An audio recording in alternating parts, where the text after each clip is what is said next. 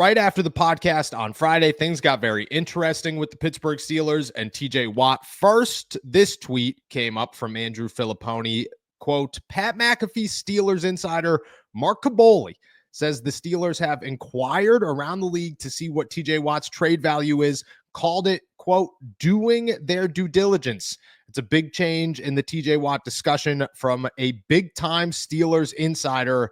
That stirred the pot plenty, only to be followed, I'd say 12-ish, 24 hours-ish later by Mark Kaboly saying, quote, Steelers are still in a holding pattern with TJ Watt's contract extension, length of deal, guarantees, and total value. Basically everything to some varying degrees are the sticking points right now. Even so, there is no anticipation for Watt to hold out when camp starts on July 23rd, and there have been no inquiries made to other teams about trading him, according to sources. Basically, these are how high profile and big money deals go. Seems like it could go down to the wire as it did in 2021. Stirred the pot by Andrew Filipponi, sent everybody into a bit of a frenzy for a couple of hours, thinking the Pittsburgh Steelers were getting dangerously close to actually trading TJ Watt. Kaboly calms it down there. Take me through your 12-hour process here as that unfolds and where your head went during it all.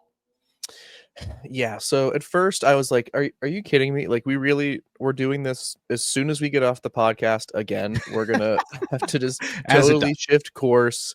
We're gonna everything I said 12 minutes ago, not even 12 hours, but 12 minutes ago on that Friday seemed to have been irrelevant in the in the span of minutes when this little report came out.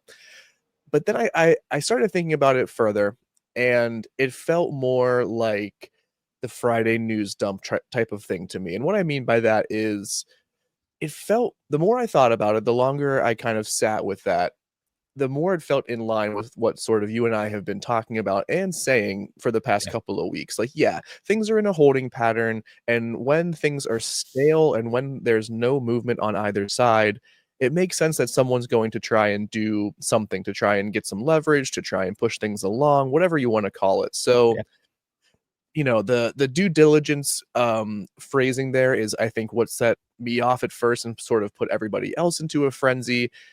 Due diligence can mean, you know, a whole spectrum of things. It could mean they just had a friendly phone call between someone, you know, another team. It could have been like, hey, seriously, like, if you wanted to part with a first round pick, like, we could make this deal done. Like, we can get this deal done. The range of what falls under due diligence is so vague and vast and umbrella that it was very concerning. So it kind of went through the emotions there from, oh man, this probably is going to turn into a trade situation. We are now getting away from this negotiation that is just business as usual. And then I slowly kind of came back to reality, kind of backed away from the edge of that cliff there and thought, you know what? I think this makes sense. The Steelers, as we talk about so often, especially Omar Khan, is the king of doing his due diligence. He talks about every scenario, every possibility. He's always making calls, and he's ahead of the curve in that regard. Seems like that was more of the same while these two sides continue to sort of have this standoff of a negotiation. So I started off very afraid, Noah, I have to be very honest. But then I think a little bit before the update came on from Kaboly, where he kind of calmed things down, I was already sort of arriving at that conclusion as well. So not sure if you were mirroring that or if you were maybe a little bit more calm in the face of chaos than I was. I feel the same way. And I was saying, I'll take you through the moment. I mean, that comes out, I'm with my wife and I'm immediately, I mean, I looked at her, she knew. She was like, what happened? I was like, I kind of feel like I have to go write something about TJ Watt, you know, potentially getting too close to the edge in this trade situation, because that's what it felt like it was coming to.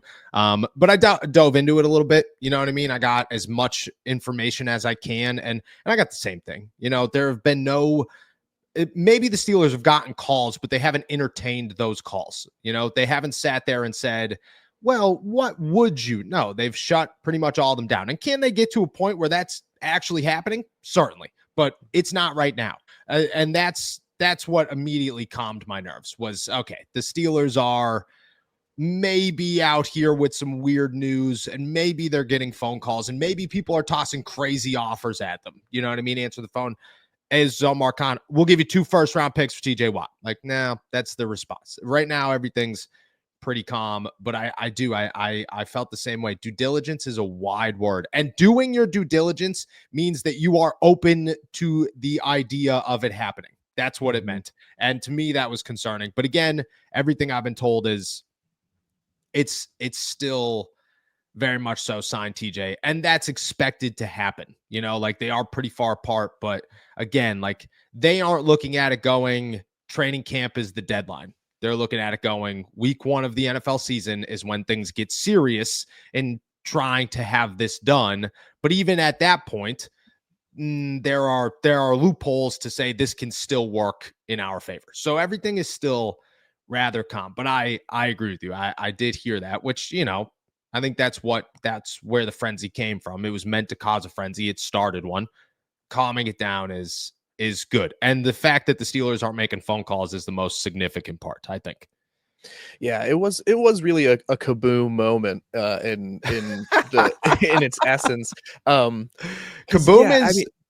is the guy. He's hilarious, but what's hilarious is Kaboom is the guy that's notoriously known for being like misquoted in places. But Kaboom is the guy that is like, every time I talk to him, he's like, this guy said that I said this. I didn't say that. I said all of this. And I'm like, yeah, well, Kaboom, bro, you just look like a guy that, you know, would have short sentences and, you know, you'd stir the pot. It just looks like what you would do. You look like that kind of guy, buddy.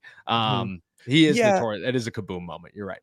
He does. And this is not my feelings at all, but I could see how some can take away some sort of like troll vibes from him. But like he is so particular about, and to his credit, he is incredibly like precise, specific, and particular with the language he uses, but it's still, as is the case in social media and just in general, like people get misquoted and taken out of context all the time. But like nowhere in that remark and in that report from Kaboly does he say anything along the lines of like a trade is close, this is different. You know, it's just due diligence, which again, I could take that to mean they got as far into a negotiation besides making the trade call to the league, you know, but it could have also just been Omar Khan shooting the shit with Mickey Loomis. You know what I mean? Like it could have been nothing. Yeah, I agree. It's a Trevor Lawrence. Somebody's had a couple of beers. What would you give up for Trevor Lawrence? Would you even ever consider it? And then that turns into the Steelers have called the Jacksonville Jaguars, which, you know, clearly did not happen. All right, let's move it on from TJ Watt here as we continue to talk about the outside linebacker. And let's talk about some cut candidates. There were 2 that popped up over the weekend, not from us, that were a little bit surprising. And I think both for different reasons. We'll start with the biggest one, the one everybody always cares about, the man that can't get enough updates on him. And I don't think there's been somebody asked about more on this podcast than this player. So if he were to be cut, in the words of Antonio Brown, business would not be booming. It would be bad. It would be bad.